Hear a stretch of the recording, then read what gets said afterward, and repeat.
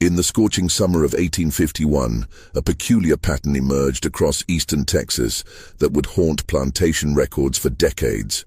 7 slave owners, spanning 3 counties from Harrison to Cherokee, died within 18 months, under circumstances that defied every medical explanation of the time. Each had purchased the same man, each had died within weeks of the transaction, and each death was recorded with the identical phrase in county ledgers: sudden failure of constitution. What the authorities buried in those ledgers wasn't just bodies. It was a truth so disturbing that it would remain sealed in courthouse basements until the buildings themselves crumbled. The man responsible never raised a weapon, never poisoned a well, never left a mark that could be traced. Yet he eliminated his owners with a precision that turned him into something the plantation system had never encountered: a slave who could not be owned. Before we continue with the story of Samuel Kincaid, the only enslaved man to move through 7 plantations and leave 7 widows behind, I want you to do something for me. Hit that subscribe button right now, because this channel brings you the darkest corners of American history that textbooks refuse to touch. And leave a comment telling me what state or city you're listening from, because this story touches every corner of the South, and I want to know where my audience stands when they hear what Samuel really did. The man who would become known in whispered conversations as the Widowmaker first appeared in Marshall, Texas, during the spring cotton auction of 1850. Though his origins remain deliberately obscured in bills of sale that use 3 different birth states and 4 different ages. Marshall sat at the intersection of everything that made antebellum Texas profitable and paranoid. The county seat of Harrison County, it served as the last major stop before the Louisiana border, where cotton, timber, and human cargo moved through on their way to New Orleans markets. By 1850, the town had grown fat on cotton wealth, with brick courthouse buildings replacing wooden structures and plantation houses spreading like monuments to King Cotton across the piney woods. The Caddo Lake region provided water access. The soil ran rich with clay that held moisture through brutal summers, and the railroad was coming, though it wouldn't arrive until after the war changed everything. The white population of Marshall numbered around 2,000, with another 3,000 enslaved people working the surrounding plantations. The social structure operated with the rigid precision of a church hierarchy. Old Texas families who'd fought in the Revolution at the top, then Georgia and Carolina transplants who'd brought their slaves and their cotton knowledge, then land speculators and overseers, then poor whites who owned nothing but their skin color, and finally the enslaved who legally owned nothing at all. Into this world stepped Thomas Caffrey, a second-generation plantation owner whose father had claimed 600 acres during the Mexican period. Caffrey operated what locals called a moderate establishment. 32 enslaved people working 300 acres of cotton, with timber sales supplementing the income during lean years. He had a reputation as a practical man, neither notably cruel nor notably kind. The sort of owner who calculated profits down to the penny and viewed his labor force with the same emotional investment he gave his mules. Caffrey's wife had died of fever 2 years prior, leaving him with a 19-year-old daughter named Catherine, and a household that reflected the particular disorder of widowhood. He kept a tight budget, avoided the gambling and drinking that ruined other planters, and attended the Methodist Church with the regularity of a man who believed God rewarded discipline with prosperity.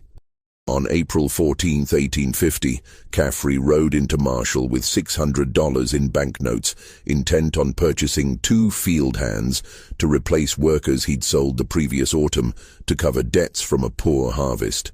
The auction took place in the lot behind the Harrison County Courthouse, where a temporary platform served as the selling block, and buyers examined merchandise with the practiced eyes of men who'd been evaluating human bodies since childhood. Samuel Kincaid was lot number 7. The auctioneer's description noted him as male Negro, approximately 28 years of age, field-trained, no distinguishing marks or defects, papers showing clean title from New Orleans dealer. What the papers didn't show, because the New Orleans dealer had carefully omitted it, was that Samuel had been sold 4 times in the previous 2 years, each time after his owner had died unexpectedly. Thomas Caffrey paid $420 for Samuel, a moderate price that reflected neither premium quality nor suspect goods. The bill of sale was signed, witnessed, and recorded in the county ledger with the same bureaucratic efficiency that documented every commercial transaction in Marshall. Samuel walked off the platform and followed his new owner to a wagon already loaded with supplies, showing neither resistance nor visible emotion. The ride to the Caffrey plantation took 3 hours, following roads that turned from packed dirt to rutted trail as they moved deeper into the piney woods. Caffrey spoke little, offering only basic information about work expectations and the layout of the quarters. Samuel responded when addressed, using the verbal patterns expected of him, keeping his eyes appropriately lowered. What Thomas Caffrey didn't notice, what perhaps no white man could notice because the social order required them not to see it, was the way Samuel studied everything. The distance between the main house and the quarters, the location of the overseer's cabin, the rhythm of the plantation's daily routine, the relationships between the other enslaved people, the places where authority was enforced and the places where it merely assumed compliance. Samuel was assigned a cabin shared with 2 other field hands, given a blanket and a weekly ration of cornmeal and salt pork, and put to work in the cotton fields the following morning. His behavior over the next 6 weeks gave no one cause for concern. He worked steadily without being exceptional, spoke rarely, caused no disturbances. The overseer, a man named Wallace Pruitt, who'd worked for the Caffreys since before Thomas inherited the land, marked him down in his records as satisfactory but not notable. The other enslaved people, however, noticed something the white men missed. Samuel asked questions, not the dangerous questions that challenged authority, but the careful questions that mapped relationships and routines. He learned who was favored, who was punished, who had tried to run, who had been broken by the system. He learned that Caffrey suffered from headaches that left him bedridden for days, that he took laudanum for the pain, that his daughter mixed his medicine and managed much of the household in his invalid hours. He learned that the Caffrey plantation operated on credit extended by Marshall merchants, that the previous year's harvest had barely covered debts, that Thomas Caffrey was a man walking a financial tightrope who couldn't afford another bad season. On the night of June 2nd, 1850, Thomas Caffrey retired to his bedroom complaining of one of his recurring headaches. His daughter Catherine brought him his usual dose of laudanum, dissolved in water as she'd done hundreds of times before. He drank it, dismissed her, and settled into his bed to wait for the medicine to take effect. By morning, Thomas Caffrey was dead. The discovery came at first light when Catherine knocked on her father's door to bring him breakfast and received no answer. The door was unlocked. It was always unlocked because who needed to lock doors in their own house, protected by their own property? She found him in his bed, lying on his back with his eyes half open, his body already cooling in the morning air that carried the scent of pine resin through open windows. Catherine's scream brought the house servants running, and within minutes, Wallace Pruitt was dispatching a rider to Marshall to fetch Dr. Ambrose Whitfield, the only trained physician within 20 miles. The doctor arrived 3 hours later, riding hard enough to lather his horse, and conducted an examination that would be recorded in his personal journal with unusual detail. Patient discovered in state of rigor mortis, approximately 6 to 8 hours post-mortem, Whitfield wrote. No evidence of violence to the body, no unusual discoloration of the skin, no odor suggesting poisoning by common substances. Pupils fixed and dilated. Expression suggests neither pain nor fear, but rather the peaceful aspect of one who died in sleep. Upon questioning the daughter, learned that deceased had consumed his usual evening dose of laudanum for chronic head pain. Empty medicine glass found on bedside table, unwashed. Cause of death appears to be sudden failure of heart or respiration, possibly triggered by apoplexy or some sudden internal rupture. Given patient's history of chronic head pain, suspect underlying condition finally proved fatal. It was a perfectly reasonable conclusion for 1850 medicine, which understood little about sudden cardiac events, and even less about the subtle ways a human body could be induced to stop functioning. Dr. Whitfield signed a death certificate listing natural causes, failure of constitution, and departed with his $5 fee, leaving behind a plantation in sudden chaos. The funeral took place 3 days later at the Methodist Church, with Thomas Caffrey buried in the churchyard alongside his wife. Catherine, now orphaned and technically in control of the plantation but practically helpless under the legal restrictions placed on unmarried women, found herself dependent on her father's executor, a martial attorney named Benjamin Hargrove, who'd handled the Caffrey family's legal affairs for 2 decades. The plantation itself entered the peculiar limbo that followed any sudden death in the slaveholding class. Work continued because it had to continue. Cotton doesn't care about funerals, but the authority structure had decapitated itself. Wallace Pruitt maintained day-to-day operations, but he lacked the authority to make financial decisions or purchase supplies. Catherine could give orders to the household slaves, but the field operations remained beyond her proper sphere. Attorney Hargrove visited twice weekly, reviewing accounts and expenses, gradually coming to the conclusion that every creditor in Marshall had already reached.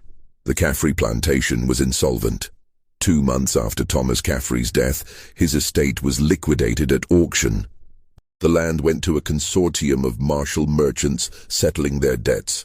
The household furniture, the farm equipment, the livestock all sold, and 32 human beings stood on the courthouse auction block again, including Samuel Kincaid, who'd been on the Caffrey plantation for exactly 11 weeks.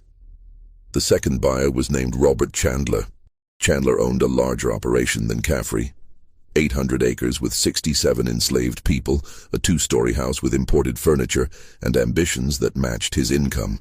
He'd come to Texas from Alabama in 1847, bringing his slaves and his agricultural knowledge, and he'd prospered enough to start giving his opinions weight in county politics. He was 42 years old, married with 3 children, a deacon at the Baptist church, and a man who believed that slavery was not merely profitable, but morally ordained by Scripture. He paid $380 for Samuel, $40 less than Caffrey had paid because estate sales always went cheaper than market auctions, and transported him to a plantation that operated with military precision. Chandler ran what he called a rational system, with detailed record-keeping, scheduled punishments for infractions, and a belief that enslaved people would be productive if managed with consistent discipline. He was neither sadist nor reformer, but rather a man who'd read the agricultural journals and believed efficiency could be achieved through proper management. Samuel arrived at the Chandler plantation on August 15, 1850, and was assigned to a work gang under an enslaver named Martin Yates, a man who'd been born into slavery himself before being granted freedom in his owner's will, and who now served the system that had once owned him. The bitter irony was lost on no one except possibly Chandler, who viewed Yates as proof that the system worked. After all, hadn't he been rewarded for good service with his freedom? For 6 weeks, Samuel worked Chandler's fields, observed Chandler's routines, and asked his careful questions. He learned that Chandler suffered from recurring digestive complaints that he treated with calomel, mercury chloride, purchased from the same doctor who'd examined Thomas Caffrey's body. He learned that Chandler kept detailed ledgers of every expense and every income, ledgers that showed the plantation was profitable but leveraged, with substantial debts to New Orleans cotton factors. He learned that Chandler had a habit of personally inspecting the quarters every Sunday after church, checking for contraband, stolen goods, or any evidence of resistance to his authority. On the evening of September 28, 1850, Robert Chandler complained of stomach pains after dinner. His wife brought him a dose of his usual calomel medicine, prepared exactly as she'd prepared it dozens of times before. He took it, retired to his study to review his plantation ledgers, and was found 4 hours later slumped over his desk, his skin showing the grey pallor that his wife would describe as looking like he'd been drained of blood. Dr. Whitfield was summoned again, conducting another examination that would appear in his journal with slightly more concern than his previous entry. Patient discovered deceased at desk. Approximate time of death 2 to 3 hours before discovery. Skin shows unusual pallor and slight jaundice of the eyes, suggesting possible liver dysfunction. Known history of digestive complaints and regular use of calomel for treatment. Stomach contents expelled before death, visible in basin near desk. Death appears consistent with sudden organ failure, possibly related to chronic digestive condition. Mercury poisoning considered but dismissed, as patient had been taking calomel for years without incident. Cause of death recorded as failure of constitution, aggravated by chronic digestive disorder. The funeral took place at the Baptist church, where Chandler had been a deacon. The estate went into probate, and 6 weeks later, the Chandler plantation was liquidated at auction, with Samuel Kincaid once again standing on the courthouse block, now carrying the peculiar distinction of being sold from 2 consecutive estates. The whispers started then. Quiet conversations between slaves at different plantations passed along the invisible communication network that connected every enslaved community in the county. Samuel Kincaid had been on 2 plantations. Both owners had died of natural causes within weeks of his arrival. It might mean nothing. It probably meant nothing. But people were starting to notice. The third buyer was named Daniel Hartford, and with his purchase, the pattern became undeniable. Daniel Hartford operated differently than his predecessors. A North Carolina transplant who'd arrived in Texas during the Republic period, Hartford ran what he called a Christian plantation, which meant he held prayer services for his slaves every Sunday, forbade work on the Sabbath, and believed that slavery was a sacred trust that carried obligations of care.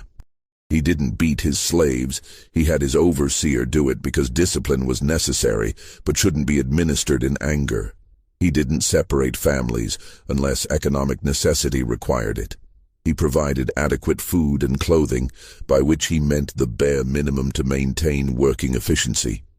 Hartford's piety didn't extend to his business practices. He owned 93 human beings across 1,000 acres, operated a cotton gin that processed crops for smaller plantations, and extended credit to neighboring farmers at interest rates that would make a Montgomery Street banker proud. He attended church 3 times weekly, quoted scripture in casual conversation, and genuinely believed he was one of God's elect, destined for salvation, while performing his earthly duty of managing the inferior races. When Hartford purchased Samuel Kincaid for $350 on November 12, 1850, he'd heard the rumors. 2 previous owners, both dead. But Hartford believed in providence, not superstition. If God had chosen to call those men home, who was he to question divine will? Besides, the price was good, the slave appeared healthy and capable, and Hartford had never been a man to let gossip influence sound business decisions. Samuel arrived at the Hartford plantation and was assigned to the cotton gin operation, work that required more skill than field labor and brought him into closer proximity to the plantation's commercial operations. He worked alongside 15 other enslaved people who operated the machinery, processed the raw cotton, and loaded bales for transport to the Marshall shipping depot. Hartford himself spent 3 days each week at the gin, supervising operations and meeting with the small farmers who brought their crops for processing. He was a visible presence, a man who believed that personal oversight prevented theft and inefficiency. He also believed in setting an example of proper Christian behavior, which meant he didn't drink, didn't gamble, didn't consort with women other than his wife, and maintained what he considered a clean household. What Hartford didn't know, what his piety prevented him from seeing, was that his clean household depended entirely on the enslaved woman who prepared his meals. Her name was Rachel, and she'd worked in the Hartford kitchen for 12 years, ever since being purchased as a teenager from a estate sale in Louisiana. She prepared every meal, measured every ingredient, and maintained the food stores with the efficiency of someone who knew that any mistake would bring punishment. Rachel noticed when Samuel started asking questions about the household routines. She noticed when he inquired about Mr. Hartford's habits, his health, his schedule. And she noticed, though she said nothing, when Samuel began volunteering to help in the kitchen garden, learning which herbs were used for cooking and which were kept for medicinal purposes. On January 7, 1851, Daniel Hartford ate his usual breakfast of eggs, ham, grits, and coffee. He attended to business at his office, reviewing accounts and meeting with a small farmer about a crop loan. He ate his usual lunch of cold meat and bread, and at approximately 3 o'clock in the afternoon, while discussing a cotton shipment with his overseer, he collapsed.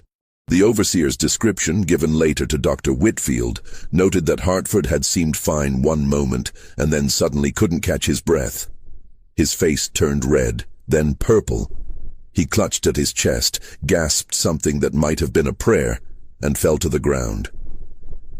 By the time they carried him to the house and summoned the doctor, Daniel Hartford was dead, his face still showing the purple discoloration that suggested he'd suffocated while his heart continued beating. Dr. Whitfield's journal entry for that day shows the first real concern. Third patient in 8 months, all plantation owners, all sudden deaths with no clear cause. Hartford showed signs of acute respiratory failure, possibly cardiac in origin. But the sudden onset and rapid progression suggest something more than natural disease. Patient had no history of heart trouble, no recent illness, no explanation for sudden collapse. Examined food stores and found nothing suspicious, questioned kitchen staff and received no useful information. Cannot shake feeling that something is wrong here but cannot identify what. Cause of death recorded as failure of constitution, sudden origin. The funeral took place at Hartford's church, where his fellow deacons eulogized him as a man taken too soon by God's mysterious plan. His widow was left with 3 children under the age of 10, and a plantation she couldn't legally operate. The estate entered probate, and Samuel Kincaid was sold again, this time to a buyer who'd specifically sought him out. His name was James Whitlock, and he didn't believe in coincidence. Whitlock was different from the previous buyers. 10 years younger, Texas-born, educated at a military academy in Virginia. He'd returned home to build his own plantation through calculated risk and careful management. He owned fewer slaves than Hartford, only 42. But he ran his operation with the precision of a former soldier, keeping detailed records of every aspect of plantation life, including the health, behavior, and productivity of every person he owned. When Whitlock heard that the Hartford estate was liquidating, he made inquiries. When he learned that Samuel Kincaid was being sold from his 3rd consecutive estate, he became interested. When he discovered that all 3 previous owners had died of natural causes within weeks of purchasing Samuel, he became fascinated. On February 3, 1851, James Whitlock paid $275 for Samuel Kincaid, a notably low price that reflected the growing whispers about bad luck, and transported him to a plantation that operated under what Whitlock called strict observation.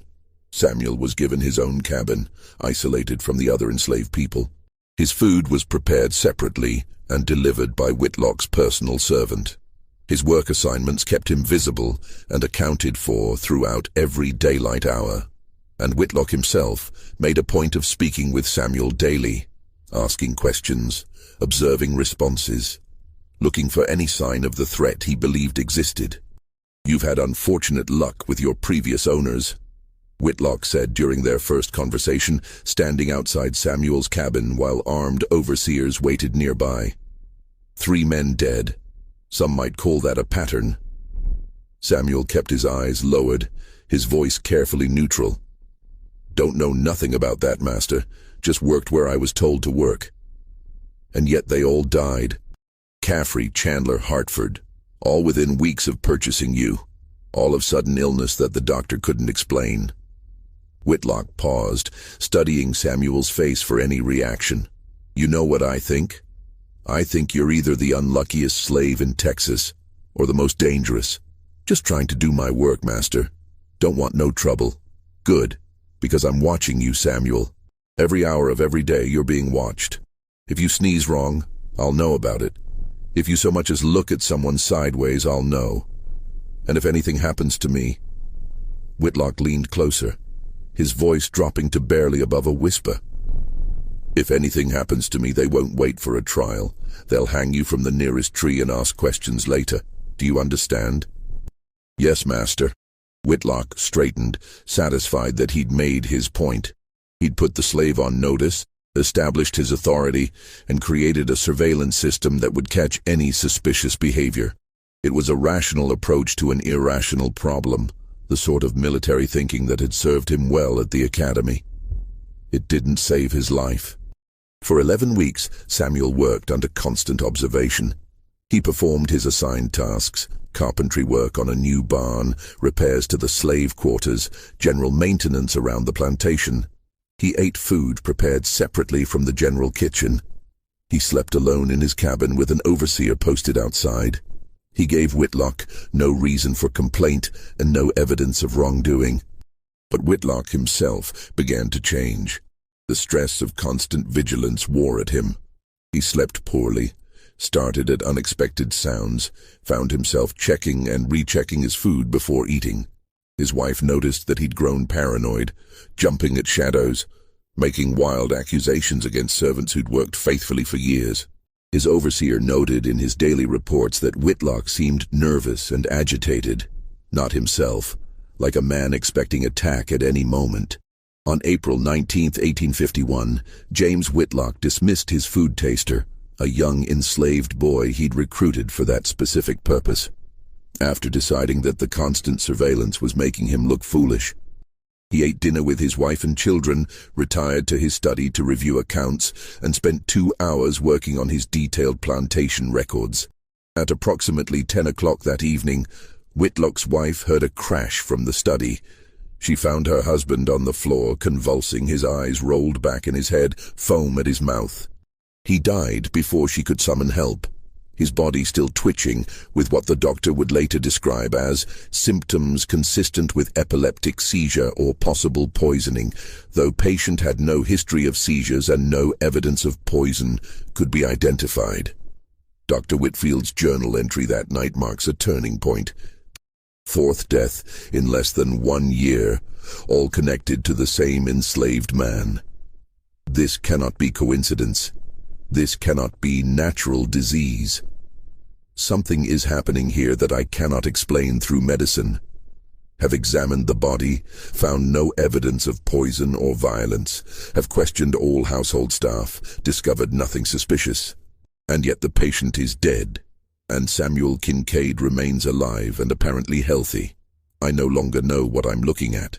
I no longer know if I'm seeing murder or some curse I don't understand. All I know is that recommending legal action against a slave without evidence would be professional suicide, and yet doing nothing seems equally impossible. Have recorded cause of death as sudden seizure of unknown origin.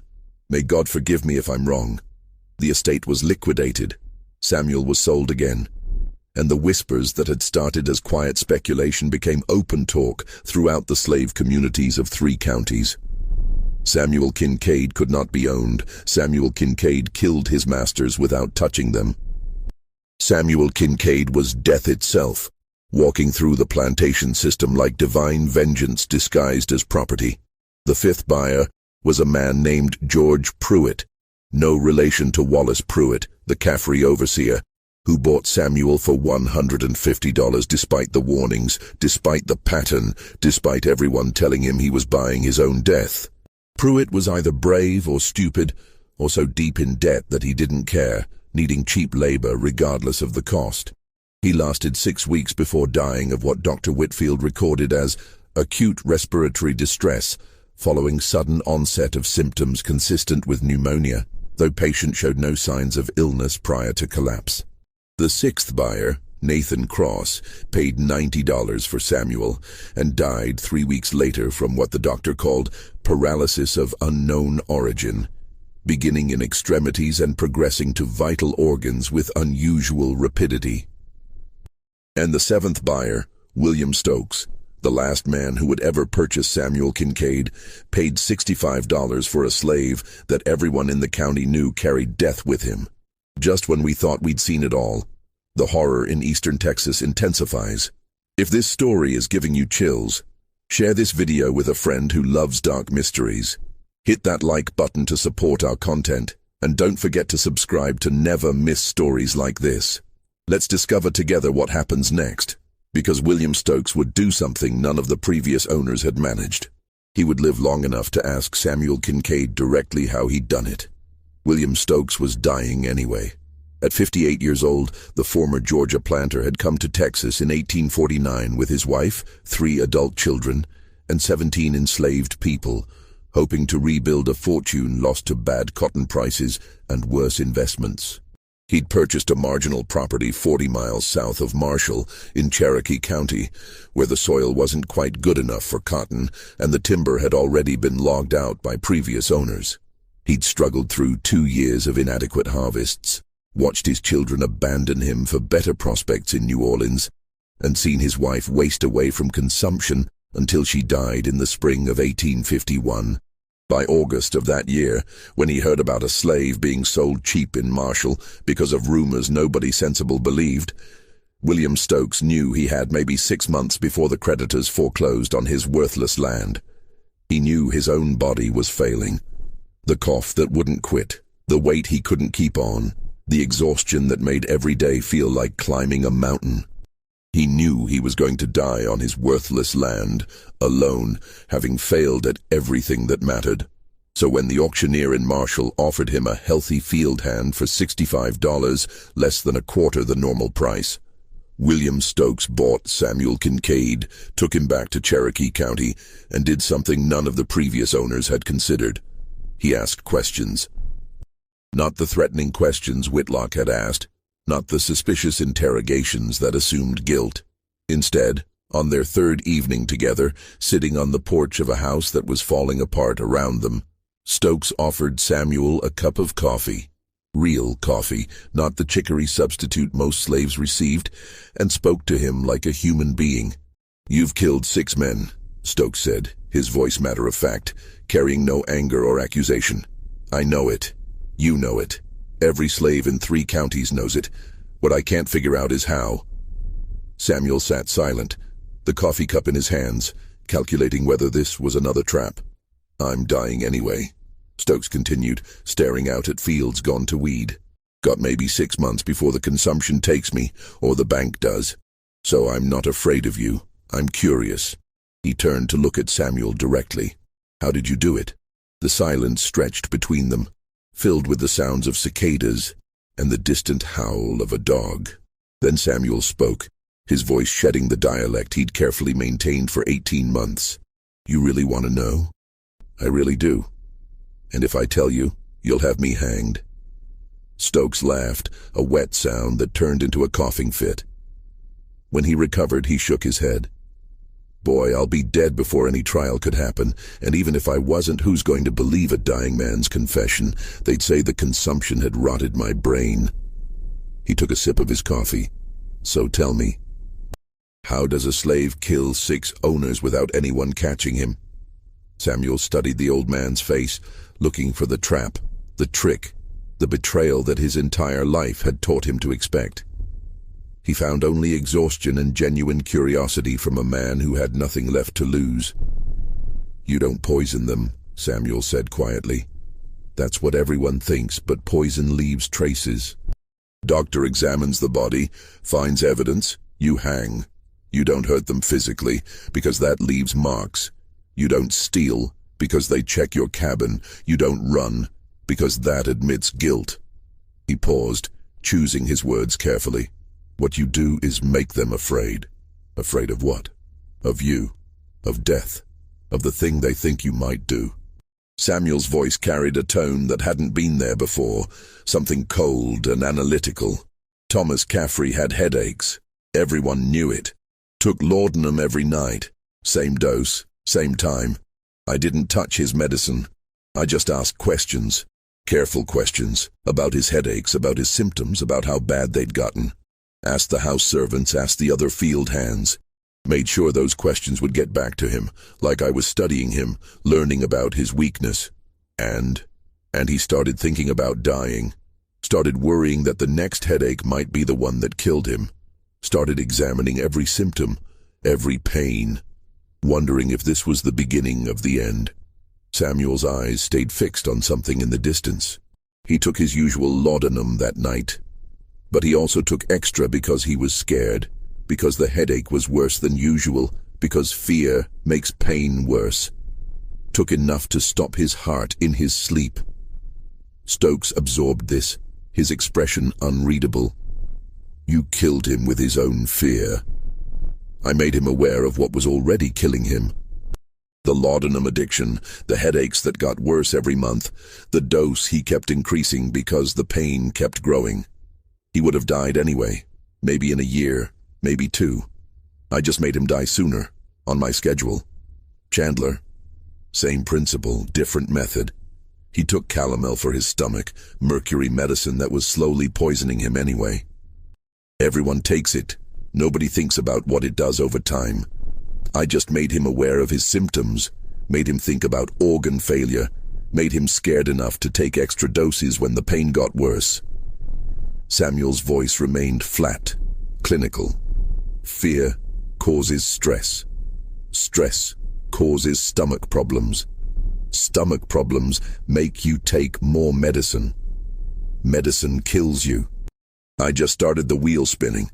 Hartford was harder. He didn't have an obvious weakness, didn't take medicine regularly. But he was pious, believed in God's judgment, believed in sin and punishment. So I let him see things that made him question his own righteousness. Small things. A conversation he overheard about slaves discussing Judgment Day. A Bible verse left open in his office to passages about false prophets. Questions asked about whether slavery was truly Christian, asked where he'd hear them but never directly to him. Samuel paused, made him doubt himself, made him question his salvation, made him start seeing signs of God's displeasure everywhere. The stress triggered his heart. Not poison, not violence. Just fear eating him alive from inside. Stokes sat quietly, processing what he was hearing. The others? Whitlock was easy. He was already paranoid. Just had to feed that paranoia, make him see threats everywhere, keep him in a constant state of alert until his body broke down from the stress. Pruitt and Cross were variations on the same theme. Find the weakness, make them conscious of it, let their own fear do the work. Samuel finally turned to look at Stokes directly. Fear is the most powerful poison there is. It doesn't leave traces. It doesn't need a weapon. It just needs someone who's already sick, already dying, already carrying the thing that will kill them. All you have to do is make them see it. The silence that followed was broken only by Stokes's ragged breathing. Finally, the old man nodded slowly. "You're not a murderer," he said. "You're something worse. You're a mirror. You show men what's already killing them and let them finish the job themselves." "I'm a slave who refuses to be owned," Samuel replied. "That's all I've ever been. And now you're here, on my worthless land, waiting for me to die of consumption so you can be sold again." Stokes laughed again, that wet, terrible sound.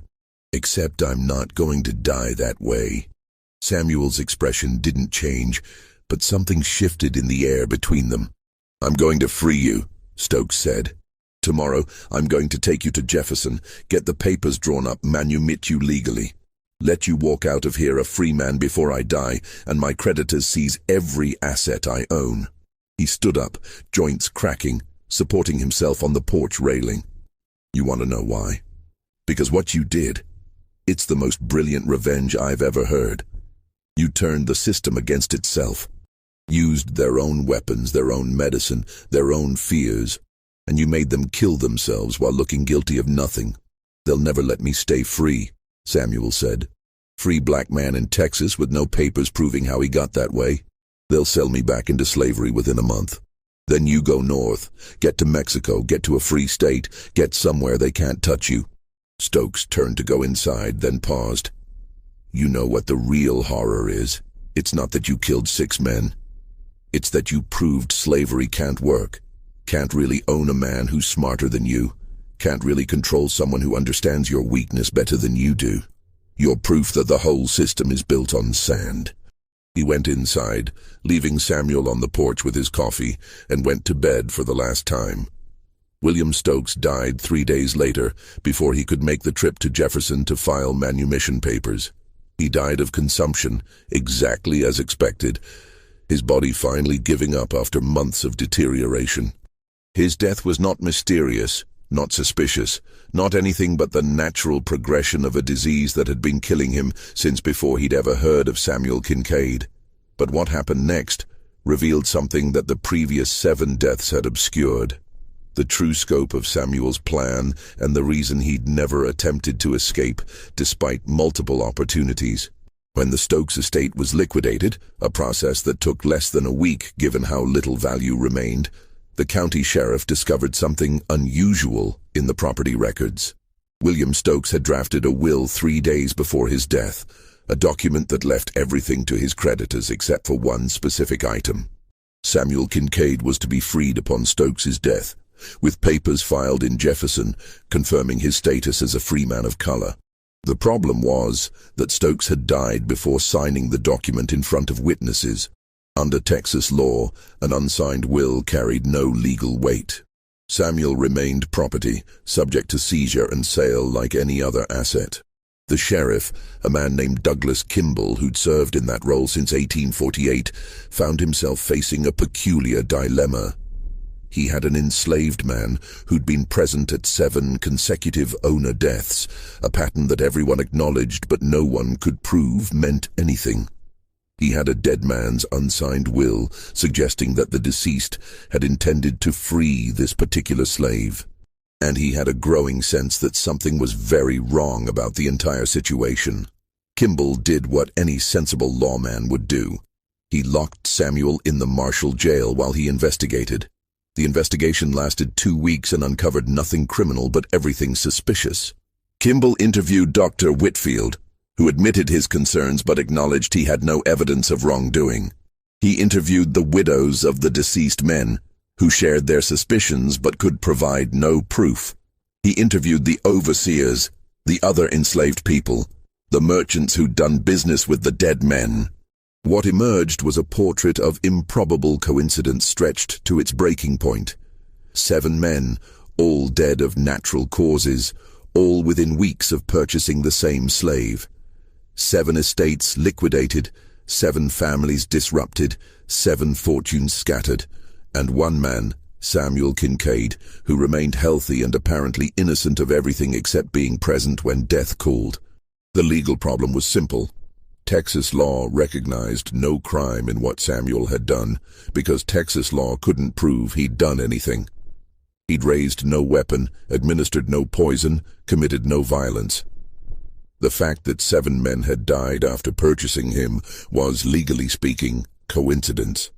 Unfortunate, suspicious but not criminal. The social problem was more complex. The white community of Harrison County found itself facing an uncomfortable truth. They had no mechanism to address a threat they couldn't prove existed. If Samuel was guilty, he was guilty of exploiting the very system designed to control him. If he was innocent, then 7 men had died of random chance so improbable that it defied statistical possibility. Either way, no one wanted to buy him. The auction, held on September 15, 1851, attracted exactly 3 bidders, all of them land speculators, hoping to resell him farther west, where his reputation hadn't spread. The winning bid was $42, less than the cost of a good mule, from a dealer named Thompson who planned to transport him to San Antonio, where nobody knew his history. But on the morning Samuel was to be transferred, something unexpected happened that would seal his fate and reveal the final piece of his design. A delegation of enslaved people from 7 different plantations appeared at the Marshall courthouse, asking to speak with Sheriff Kimball. It was unprecedented. Slaves approaching white authority directly, requesting an audience, acting as if they had rights to petition. The sheriff considered having them whipped for their presumption, but something in their manner suggested this was important enough to hear. What they told him changed everything. The delegation spokesman was a man named Daniel, who'd worked the Chandler plantation and had known Samuel during his brief time there. Daniel spoke carefully, choosing words that wouldn't implicate himself or others. but making clear that the enslaved community knew things the white community didn't. "Samuel Kincaid ain't killing nobody," Daniel said, his eyes properly lowered, his tone respectful. "He ain't poisoning, he ain't hurting, he ain't doing nothing you could hang him for, but he's teaching." "Teaching what?" Kimball asked. "Teaching us how they dying anyway. Teaching us how to see what's already there, what's already killing them. The medicine they take, the food they eat, the stress they carry. Teaching us how to notice, how to ask questions, how to make them see what they already dying from." Daniel's voice remained steady, but there was something underneath it. Pride, maybe, or satisfaction. "He ain't creating nothing new, he's just showing us what's always been there." Kimball absorbed this, understanding the implications. He's training other slaves to do what he does. He's teaching us to survive by knowing our owners better than they know themselves, teaching us to see their weaknesses, understand their fears, recognize what's killing them before they do. Daniel met the sheriff's eyes briefly before lowering his gaze again. "We ain't criminals, Sheriff. We just paying attention to the men who own us. Ain't nothing illegal about that."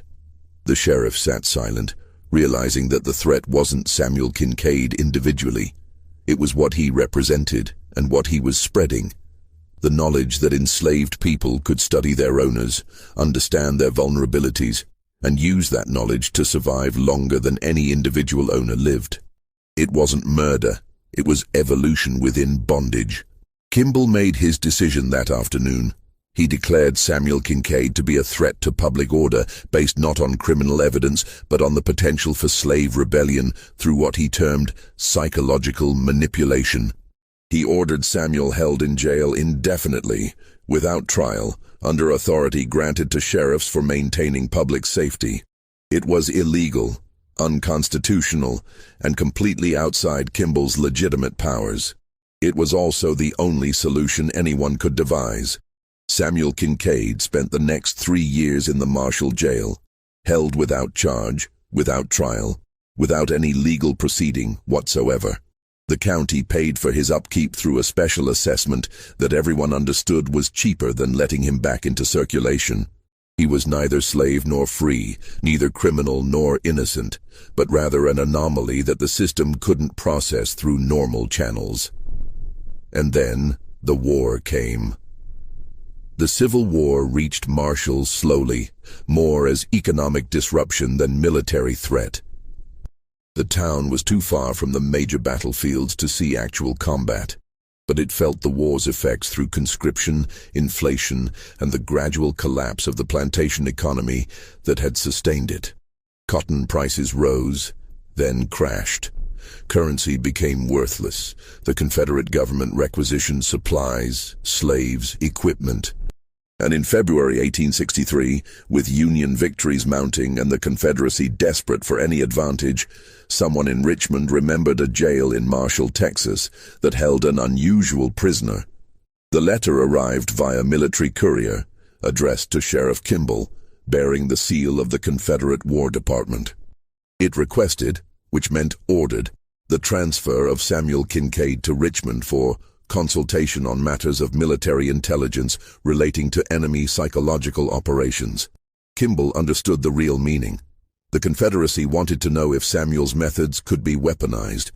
If one man could eliminate 7 slave owners through psychological manipulation, could that technique be taught to Confederate agents operating behind Union lines? Could it be used against Union officers, Northern politicians, anyone the Confederacy needed eliminated without leaving evidence?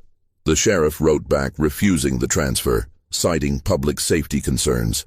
Richmond replied with a direct order from the Secretary of War. Kimball wrote again, this time detailing exactly what Samuel had done and why releasing him would be dangerous even to the Confederacy. Richmond's response arrived 3 weeks later. They didn't care about the details. They needed the weapon. On March 15, 1863, Samuel Kincaid was released from the Marshall jail into Confederate custody.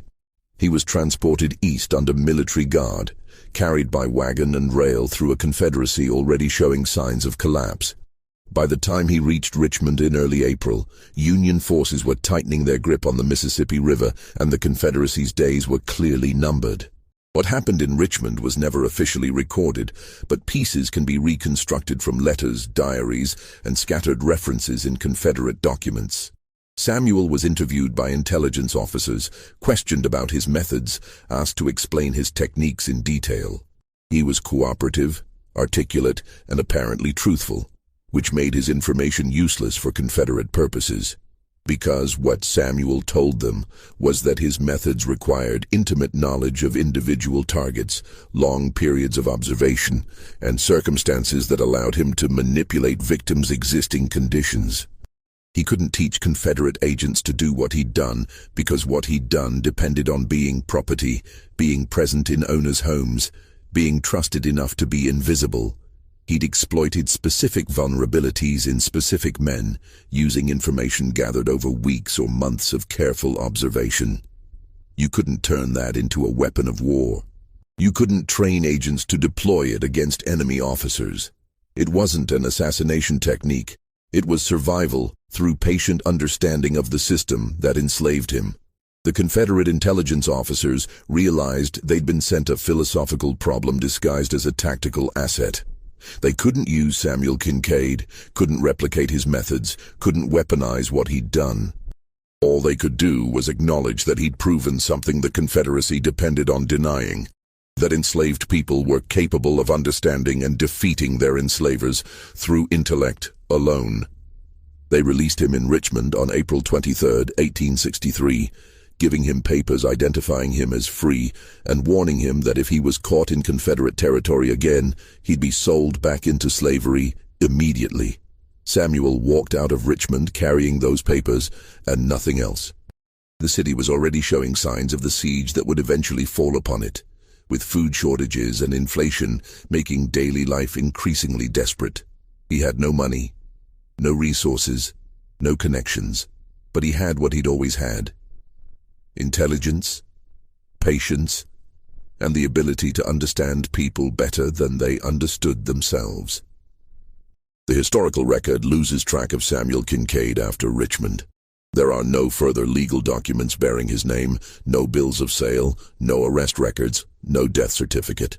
He vanished into the chaos of the Civil War's final 2 years, a ghost who'd proven that the peculiar institution could be defeated one owner at a time through nothing more than careful observation and the weaponization of fear.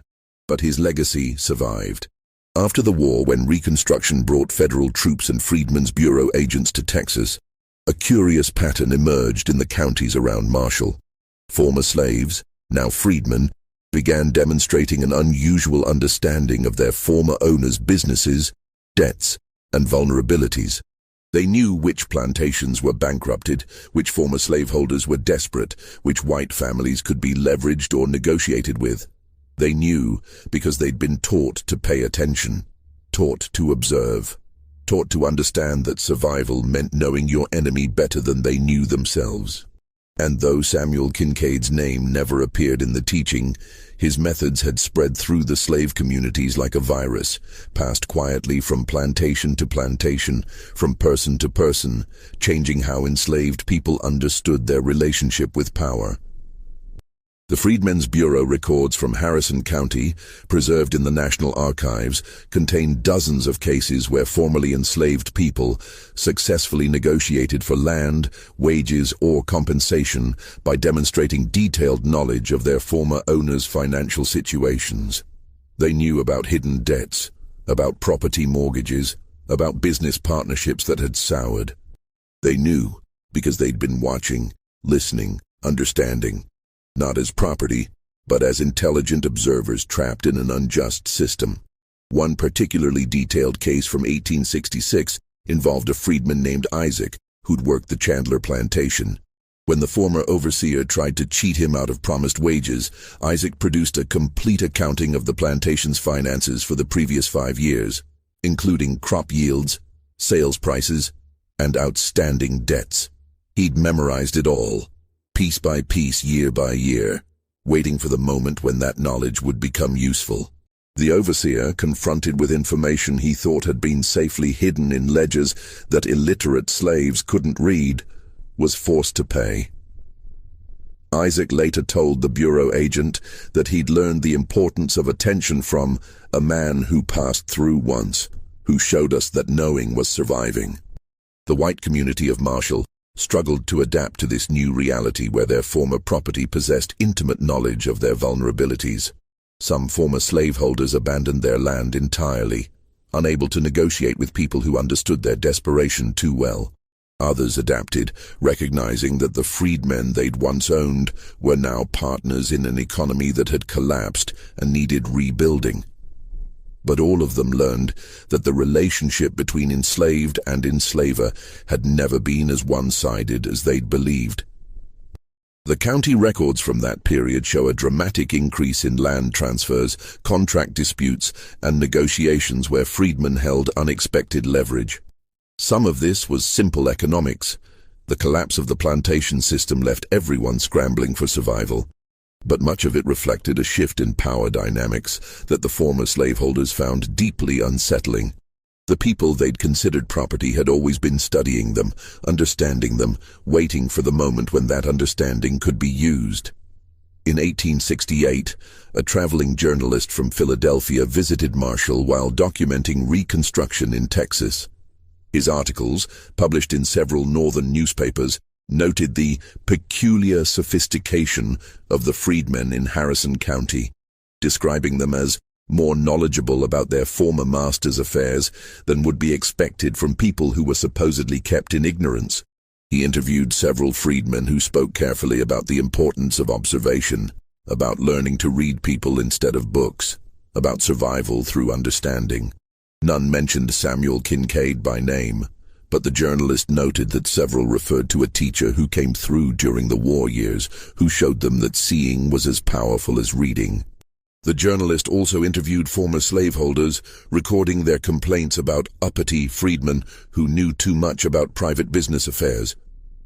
One former plantation owner who refused to be named told the journalist that, "We thought we controlled everything because we controlled their bodies, but we never realized they were controlling information we didn't even know they could access.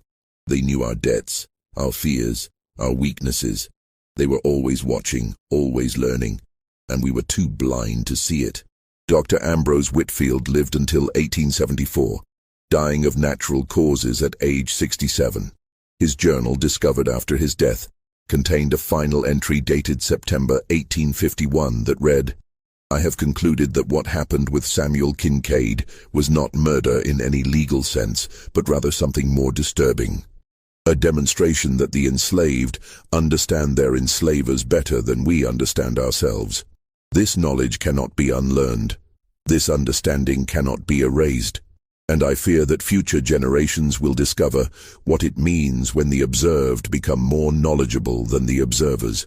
But Whitfield also wrote something else in those final pages, a passage that suggests he'd come to understand the full scope of what Samuel had accomplished. The true horror of the Kincaid case was never about the death of 7 men. It was about the awakening of consciousness among people we'd convinced ourselves lacked the capacity for such sophistication. Every slave who learned to watch, to listen, to understand their owner's vulnerabilities, they all became potential threats to a system that depended entirely on assumed superiority. Samuel Kincaid didn't just kill his owners, he killed the illusion that slavery was sustainable in the presence of intelligent resistance. And that knowledge, once spread, can never be contained again. The 7 widows, those who survived the war and Reconstruction, lived to see slavery ended and their fortunes scattered.